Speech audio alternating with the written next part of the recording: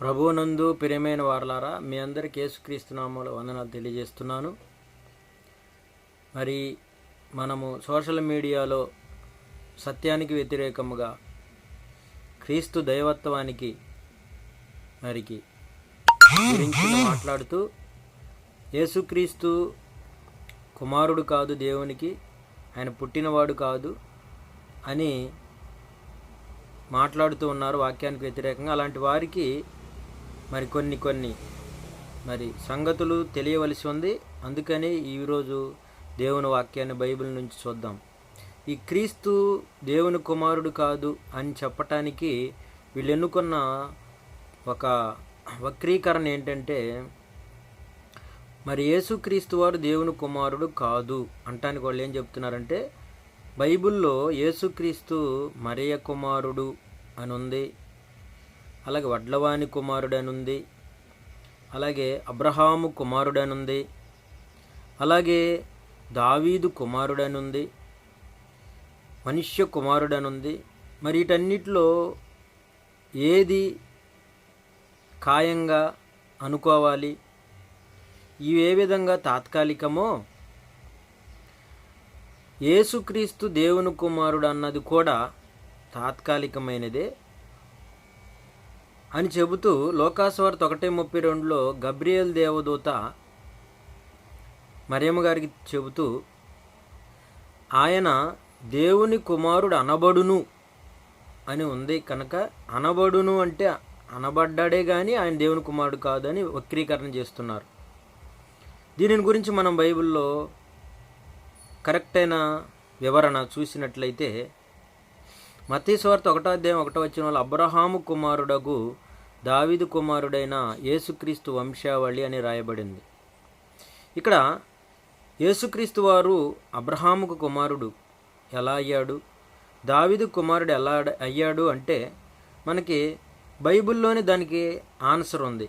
దానికి ఆన్సర్ ఏంటంటే, రోమా 1:2-7 యేసుక్రీస్తు వారు దావీదు సంతానములు, శరీరమును బట్టి దావీదు సంతానముగా ఆయన చెప్పబడ్డాడు అని రాయబడింది.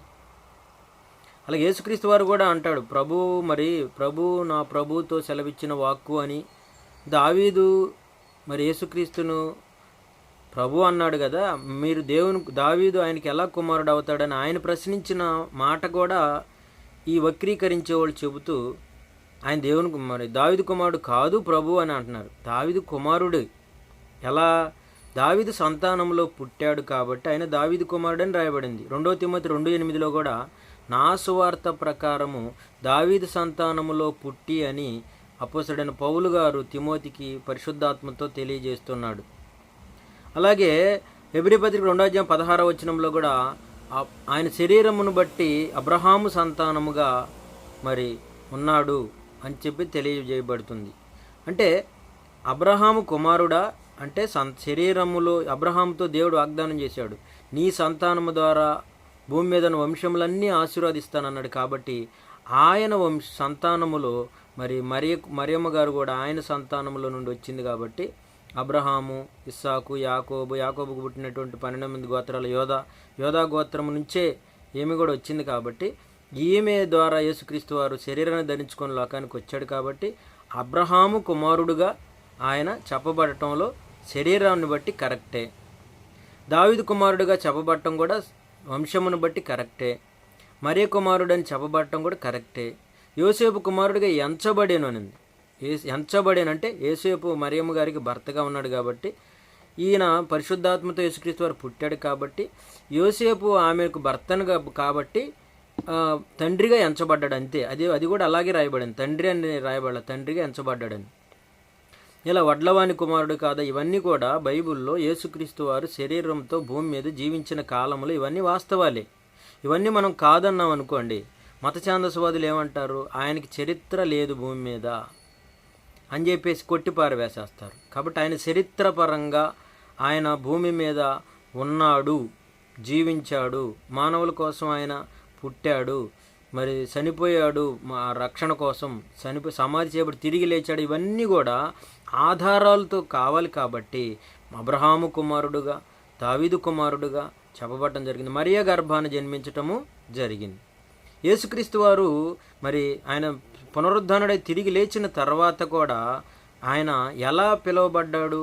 మరియ కుమారుడని పిలువబడ్డా, లేకపోతే అబ్రహాము కుమారుడని పిలువబడ్డా, దావీదు కుమారుడని పిలువబడ్డా, ఆ విధంగా ప్రకటించబడ్డా? లేదు. యేసుక్రీస్తు వారు పునరుద్ధానుడైన తర్వాత, ఆయన మృత్యుంజయుడై తిరిగి లేచిన తర్వాత దేవుని కుమారుడుగా ప్రకటింపబడ్డాడు. దేవుని కుమారుని గురించి మేము ప్రకటిస్తున్నాము, ఆయన మీరు చంపారు, ఆయన తిరిగి లేపాడు దేవుడు ఆయన్ని అని చెప్పేసి అపోస్తలులు బలంగా ప్రకటిస్తున్నారు. అపోస్తలులు ఎక్కడైనా కూడా ఈయన మరియమ్మ కుమారుడు అని చెప్పారా? అబ్రహాం కుమారుడు అని చెప్పారా? దావీదు కుమారుడు అని చెప్పారా?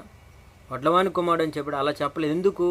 ఆయన శరీరంలో భూమి మీద వచ్చిన సంతానము, అది ఆయన భూమి మీద శరీరంతో జీవించిన కాలానికి సంబంధించిన సాక్ష్యాధారాలకు సంబంధించినది కనుక ఆయన పునరుద్ధరణ తిరిగి లేచిన తర్వాత దేవుని కుమారుడుగా నిరూపించబడ్డాడు. అంతకుముందు దేవుని కుమారుడే నిరూపించబడ్డాడు మృత్యుంజయుడే తిరిగి లేవటం ద్వారా. దేవుడు ఆయన మృత్యు నుండి లేపటం ద్వారా ఆయన దేవుని కుమారుడుగా నిరూపించబడ్డాడని చెప్పేసి రోమా 1:2-7 రాయబడింది ఆడ.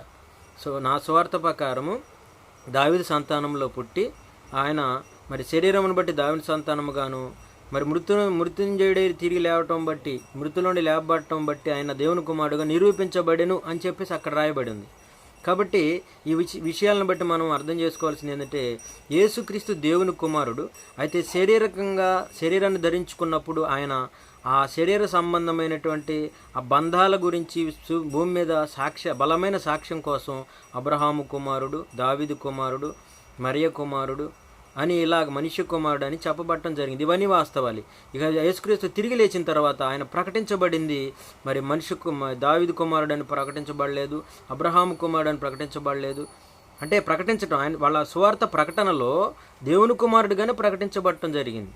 కనుక యేసుక్రీస్తు తిరిగి లేచిన తర్వాత మరి ఆయన దేవుని కుమారుడుగా ప్రకటించబడ్డాడు అన్నది చాలా వాస్తవము. దేవుని కుమారుని గురించి మేము ప్రకటిస్తున్నాము. దేవుడు అన్ని జనుల్లో తన కుమారుని ప్రకటించాలని దేవుడు నన్ను తల్లి గర్భంలోనే ఎంచుకున్నాడని అపోస్తలుడైన పౌలు గలతీ పత్రికలో చెబుతూ ఉంటాడు. యోహాను సువార్త అంతా కూడా మనం చూసినప్పుడు ఆయన దేవుని కుమారుడుగా చెప్పడం జరిగింది. చివరిలో కూడా ఏం స్టేట్మెంట్ ఇచ్చాడు, ఆయన సారాంశం ఇచ్చాడు యోహాను గారు 20వ అధ్యాయం చివరిలో. ఇదంతా కూడా యేసుప్రభు ఎన్నో స్వచ్ఛక్రియలు చేశాడు, అద్భుతాలు చేశాడు. అయితే యేసు దేవుని కుమారుడైన క్రీస్తు అని మీరు నమ్మునట్లును, నమ్మి ఆయన నామాన్ని జీవం పొందినట్లు ఇవి వ్రాయబడినని పరచబడ్డాయి. కాబట్టి యేసుక్రీస్తు వారు భూమి మీద ఉన్నప్పుడు ఉన్నటువంటి బంధాలు అవి ఒక బలమైన శరీరధారిగా ఉన్న జీవితాలకు సాక్ష్యములైతే, యేసుక్రీస్తు వారు తిరిగి లేచిన తరువాత దేవుని కుమారుడుగా నిరూపించబడిన మహాబలమైన సాక్ష్యం అది. యేసుక్రీస్తు మృత్యుంజయుడే తిరిగి లేచుట అనేది మహాబలమైన సాక్ష్యం. దేనికి? దేవుని కుమారుడే అని చెప్పటానికి. ఈయన నా ప్రియ కుమారుడు, ఈయన యందు నేను ఆనందించున్నానని ఆ మహా దివ్య మహిమ నుండి ఆకాశం నుండి ఆ శబ్దం రాగమే వింటిమని పేతురు గారు కూడా యేసుక్రీస్తుని దేవుని కుమారుడుగా చెబుతున్నాడు. దేవుడే ఈ సంగతి నీకు బయలుపరిచాడని యేసుక్రీస్తు వారు ఆయన శరీరధారిగా ఉన్న దినాల్లోనే అడిగాడు. నన్ను గురించి ఏం చెప్పుకుంటున్నారు జనాలంటే రకరకాలుగా చెప్పారు. మీరేం చెప్పుకుంటున్నారంటే నువ్వు దేవుని కుమారుడు అని క్రీస్తు అని చెప్పేసి పేతురు గారు అనగానే దేవుడి సంగతి నీకు బయలుపరిచాను కానీ నరులు నీకు బయలుపరచలేదు అన్నాడు. కాబట్టి యేసుక్రీస్తు దేవుని కుమారుడు అనేది దేవుడు బయలుపరిచిన సత్యం. యేసుక్రీస్తు దేవుని కుమారుడని దేవుడే చెప్పిన సత్యం ఆకాశము నుండి. ఈయన నా ప్రియకుమారుడు, ఈయన యందు నేను ఆనందించున్నాను చెప్పిన సాక్ష్యం అది సత్యం. కాబట్టి యేసుక్రీస్తు వారు పుట్టాడు ఎందుకు? సత్యమును గురించి సాక్ష్యం ఇవ్వటానికి. సత్యవంతుడైన దేవుడు ఆయన కుమారుడు యేసుక్రీస్తు అని మనము నమ్మటానికి మరి ఈ సంగతులన్నీ రాయబడిన సంగతులు తేలికగా యేసు దేవుని కుమారుడు ఆయన నమ్మితే మనకు నిత్యజీవం అని చెప్పేసి క్లియర్గా ఉంది. ఆ దేవునిని ఆయన పంపిన యేసుక్రీస్తుని నమ్ముటే నిత్యజీవం అని చెప్పేసి యోహాను 17లో రాయబడింది. అద్వితీయ సత్యదేవుడు అని నిన్నును నీవు పంపిన యేసుక్రీస్తుని ఎరుగుటే నిత్యజీవం అని రాయబడింది. కాబట్టి యేసుక్రీస్తు దేవుని కుమారుడు అంటే అవును దేవుని కుమారుడే. కాబట్టి యేసుక్రీస్తు దేవుని కుమారుడు అని నమ్మి ఆయన నామందు జీవం పొందినట్లు దేవుడి సంగతులను మనకు మరలా తెలియజేస్తున్నాడు. ఇవి రాయబడినవి. చిన్నపిల్లవాడు చదివినా కూడా అర్థమయ్యే ఈ సంగతులను సరిగా అర్థం చేసుకోనక అబద్ధ బోధకులతో మరలా వాళ్ళు మళ్ళీ కలిసిపోయి అబద్ధ బోధలను మరలా చేస్తూ ఉన్నారు. తండ్రిని కుమారుని ఒప్పుకొని వీడే క్రీస్తు విరోధని 1 యోహాను 2:22లో ఖచ్చితంగా చిన్న పిల్లవాడు చదివిన అర్థమయ్యే విధంగా ఉంది. కాబట్టి దీనికి హీబ్రూ భాష అవసరం లేదు, గ్రీకు భాష అవసరం లేదు, పెద్ద పాండిత్యం అవసరం లేదు.